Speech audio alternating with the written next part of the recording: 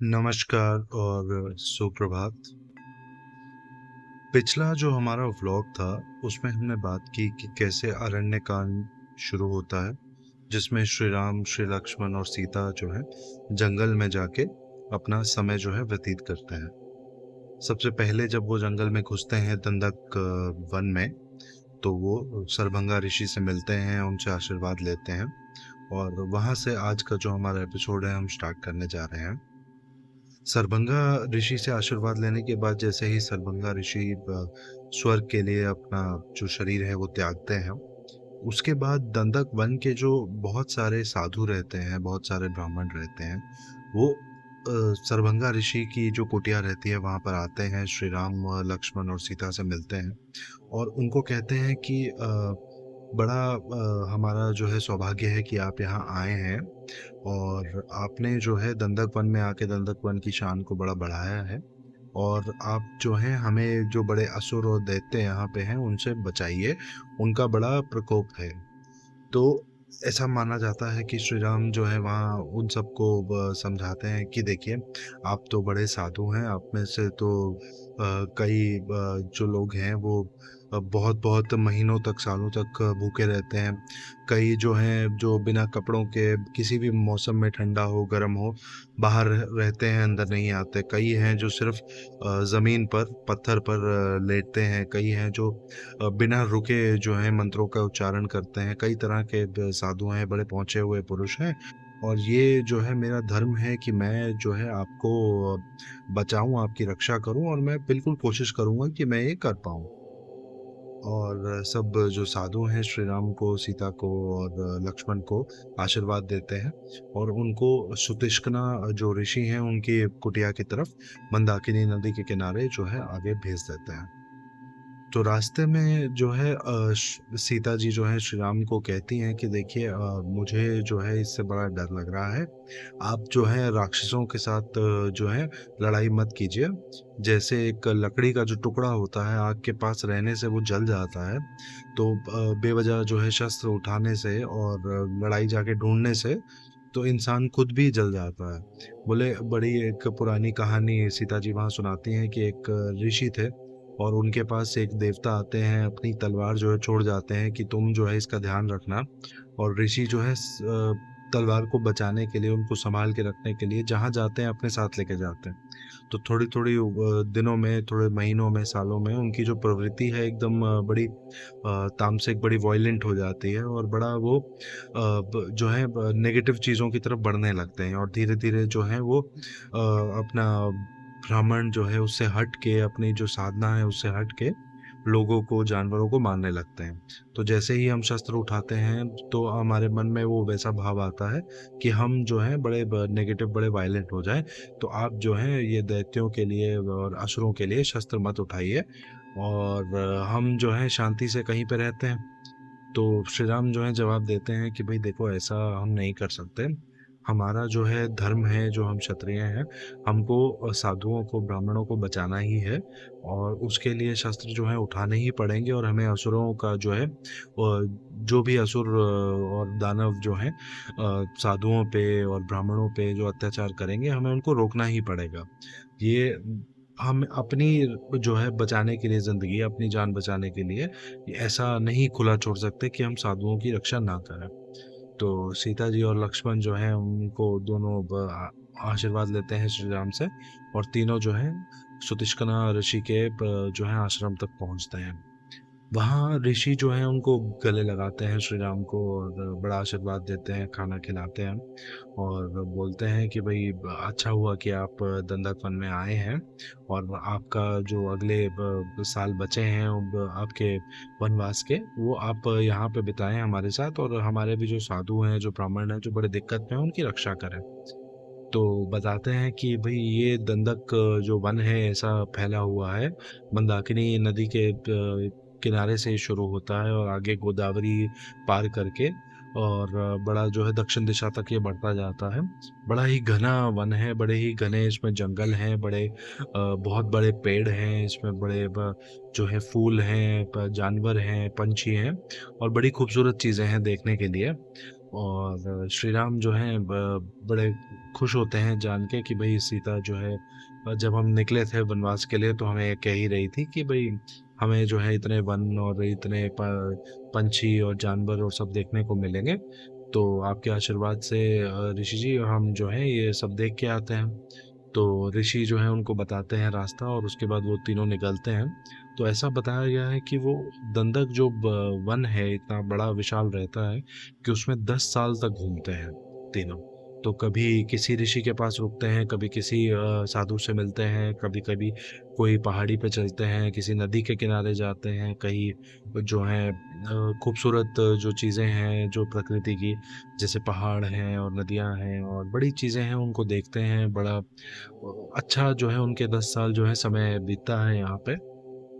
और ऐसा कहते हैं दंडक नदी में जो दंडक जो वन है उसमें बड़े जो है चमत्कारी चीज़ें रहती हैं। एक वो लेक में जाते हैं, तो उस लेक में जब पहुंचते हैं तो वहाँ जो है लगातार संगीत बज रहा होता है। तो वहाँ जो साधु रहते हैं उनसे पूछते हैं तो क्या है ये, तो बताते हैं कि भाई एक साधु हैं जो जो लेक है इसके अंदर ही रहते हैं, उनकी 5 पत्नियां हैं और वो जो पत्नियां हैं वो संगीत जो बजाती हैं, जो उनके चलने से जो आवाज़ आती है उससे इतना मधुर संगीत पैदा होता है।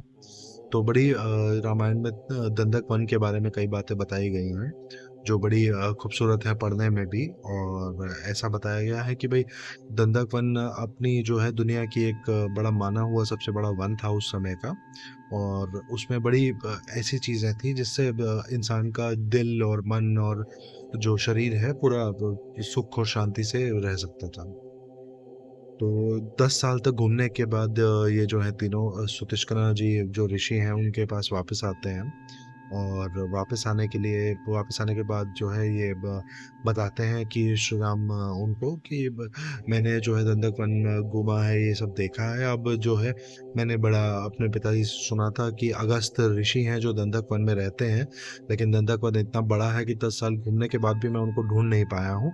तो आप जो है मुझे रास्ता बताइए ताकि मैं अगस्त ऋषि के पास जा सकूं। तो श्री तस्करा जी उनको कहते हैं कि देखो मैं भी चाह रहा था कि तुम जो है अपना वनवास पूरा होने से पहले अगस्त ऋषि के पास ज़रूर जाओ। तो उनका जो है जो उनकी कुटिया है उनका रास्ता बताते हैं वो। और तीनों जो है आशीर्वाद लेकर श्री तस्करा जी का अगस्त ऋषि के पास चलता है। अगस्त जो ऋषि हैं कहते हैं उस समय के बड़े माने हुए ऋषि हैं। और वन के अंदर जहाँ उन्होंने दंडक वन में अपना कुटिया बनाई है वहाँ पे पहले दो राक्षस हुआ करते थे। तो राक्षस क्या करते थे कि एक राक्षस जो है ब्राह्मण का वेश धारण करके बहुत साधुओं को ब्राह्मणों को खाने पे बुलाया करता था। और दूसरा जो राक्षस है उसको जानवर का रूप लेके उसका जो मांस है वो खिलाया करता था। अब मांस खाने के बाद जो है ब्राह्मण जब बैठते थे आराम से, तो जो राक्षस है वो उनके पेट में ही वापस से राक्षस बन जाता था और फूल के फट के बाहर निकलता था। और जो है ब्राह्मणों को ऐसे हजारों ब्राह्मणों को उन्होंने कई सालों में बहुत जो है मार दिया और बड़े अजीब तरीके से बड़ा जो कहते हैं दिक्कत वाले तरीके से उनको ऐसे खाने पे बुला के फिर जो है मारा। तो अगस्त ऋषि से देवता जो हैं विनती करते हैं कि ऋषिवर आप तो इतने माने हुए ऋषि हैं, इतने पहुंचे हुए ऋषि हैं, तो इन ये जो दो जो दैत्य हैं जो असुर हैं इनसे जो है इस वन को मुक्ति दिलाइए। यहाँ तो बड़े सारे साधु हैं जो आते हैं अपना व्रत करने के लिए और पूजा करने के लिए, पाठ करने के लिए, मेडिटेट करने के लिए, और ये सब जो है उनको खाने पे बुला के ऐसे करते हैं।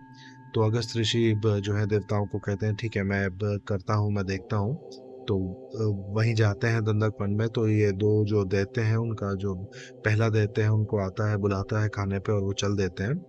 तो दूसरा जो दैत्य है वो उसको उसका मांस काटता है, इनको खिलाता है और ये खा लेते हैं पूरा।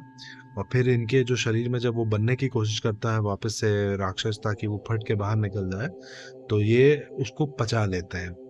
तो दूसरा जो राक्षस है वो इनसे पूछता है कि भाई मेरा भाई कहाँ गया, तो बोले वो तो पच गया, वो तो हो गया। तो बड़ा वो जो है राक्षस दुखी होता है, बड़ा परेशान होता है और वो भी अपने जो है प्राण त्याग देता है। तो इस तरीके से अगस्त जो ऋषि हैं उनका बड़ा नाम जो है माना हुआ है कि उन्होंने दो जो है असुरों से दैत्यों से जो है जनदक वन को जो है मुक्ति दिलाई थी बड़े पुराने समय में। और अब जो है वो उसी वन में रहते हैं, और उनके रहने से जो है उस जगह पे दैत्य नहीं आते हैं, लेकिन बाकी दंडक वन में जो है असुर और दैत्य जो है फैले हुए हैं।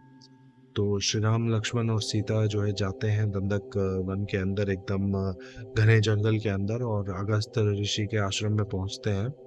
और उनके ये जो उनका एक शिष्य रहता है उसको बोलते हैं कि अगस्त ऋषि से हम मिलना चाहते हैं, हमें मौका दीजिए।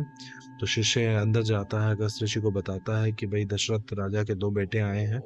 तो अगस्त ऋषि कहते हैं कि भाई उनकी आंखों में से आंसू आ जाते हैं, बड़ी खुशी से जाके वो श्री राम लक्ष्मण और सीता को बुलाते हैं, बिठाते हैं अपने साथ, उनके साथ बातें करते हैं, उनको आशीर्वाद देते हैं कि भाई ये जो है बड़ा अच्छा समय है कि तुम यहाँ आए हो। मैं कई सालों से तुम्हारा इंतज़ार कर रहा था कि तुम लोग यहाँ आओगे। तो उनको वो खाना खिलाते हैं, बड़े जो है कि कई तरह के फल देते हैं। और जब वो खाना खा लेते हैं तो उसके बाद जब बैठे हैं तो राम को और लक्ष्मण को, दोनों को बड़े सारे अस्त्र और शस्त्र देते हैं। ये जो विश्वकर्मा जी के बनाए हुए धनुष हैं, और जो ऐसे मतलब तीर हैं जो कभी ख़त्म नहीं होंगे, बड़े सारे उनको अस्त्र देते हैं। और आखिरी में ऐसा बताया गया है कि एक ब्रह्मदत्त नाम का अस्त्र देते हैं कि जिसको बिल्कुल रोका नहीं जा सकता एक बार निकलने के बाद। तो अगस्त ऋषि जी बताते हैं कि देखो, मैंने जो है तुम्हारा मन पढ़ा है, और अभी भी तुम जो है क्षत्रिय हो, क्षत्रिय रहना चाहते हो, और तुम्हारी जो प्रवृत्ति है उससे आगे जाके तुम जो है असुरों का बड़ा नाश करोगे। तो मैं जो है सजेस्ट करता हूँ कि तुम जो है पंचवटी नाम की एक जगह है वहाँ पे जाओ, वहाँ पे एक कुटिया बनाओ, और अपना जो वनवास का समय बचा हुआ है वहाँ पे बिताओ। और ये पंचवटी जो है बड़ी अच्छी जगह है, गोदावरी नदी के किनारे पे है, पहाड़ के ऊपर। और यहाँ पे जो है हर तरह के बड़े जंगल में बहुत खाने पीने की चीज़ें हैं, सब जानवर हैं, सब हैं, और बड़ा ही खूबसूरत नज़ारा है। तुम्हारा जो बचा हुआ समय है बड़े अच्छे से बीतेगा। लेकिन जो है तुम ध्यान रखना कि जो असुर आएंगे और जो राक्षस आएंगे, उनसे अपने आप को बचा के चलना। वहाँ पे असुर और राक्षस बहुत सारे हैं, तो वहाँ पे इसलिए साधु भी नहीं जा पाते हैं। तुम जाओगे तो असुर और राक्षस वहाँ से भागेंगे, उसके बाद वहाँ पे साधु और ब्राह्मण जो है कई सारे जा पाएंगे। तो अगस्त ऋषि जी का आशीर्वाद लेके, सारे अस्त्र और शस्त्र लेके श्री राम लक्ष्मण और सीता जो है पंचवटी की ओर निकलते हैं। तो ऐसा बताया गया है कि रास्ते में जो है एकदम एक इतना बड़ा जो है पंछी जो आता है, जो पूरे सूरज को ढक लेता है। तो श्री राम और लक्ष्मण जो हैं जैसे ही मतलब कोई अस्त्र निकालने लगते हैं तो उससे पूछते हैं कि तुम कौन हो जिसने सूरज को ढक लिया है। तो वो नीचे आता है पंछी और बताता है कि मैं जटायु हूँ। आपके जो पिता थे दशरथ, उनका मैं एक बड़ा मित्र था, और बड़ी एक लड़ाई हुई थी कई साल पहले असुरों और के साथ, और ये इंसानों की, और उसमें मैंने जो है आपके पिताजी का साथ दिया था, वो मेरे बड़े मित्र थे। तो मैं जो है जानता हूँ कि आप लोग जो है पंचवटी की तरफ आ रहे हैं, तो पंचवटी की तरफ आइए। और उनको बताता है कि ये वाला जो पहाड़ है इसके ऊपर आप जाके कुटिया बनाइए, आप बड़े आराम से रह पाएंगे। और बोले मैं यहीं पास में ही रहता हूँ, और कोई आपको किसी तरह की ज़रूरत पड़े तो मुझे ज़रूर बताइए। और आप लोग जैसे जानते हैं यहाँ पे असुर और दैत्य बहुत सारे हैं, तो मैं उनसे आपकी रक्षा करने में भी मदद करूँगा। तो जटायु से मिलने के बड़ा खुश होते हैं, और अपने पिताजी का जो मित्र है उससे मिलकर श्री राम और लक्ष्मण वैसे ही बहुत खुश होते हैं कि भाई बड़ा हमें सौभाग्य मिला कि पिताजी के मित्र से हम मिल पाए। तो तीनों जैसे जटायु ने जो जगह बताई है वहाँ जाते हैं, अपने कुटिया बनाते हैं। और आने वाले जो एपिसोड है उसमें हम बात करेंगे कि कैसे जो है पंचवटी से हमारी जो कहानी है वो शुरू होती है, कि श्री राम और रावण का जो है युद्ध है वो कहाँ से शुरू होता है, क्यों होता है, उसके बारे में हम जानेंगे। तब तक के लिए बहुत बहुत धन्यवाद। और लाइक करें, शेयर करें और सब्सक्राइब करें। कोई आपका फीडबैक है, कोई कमेंट है तो ज़रूर दें। धन्यवाद।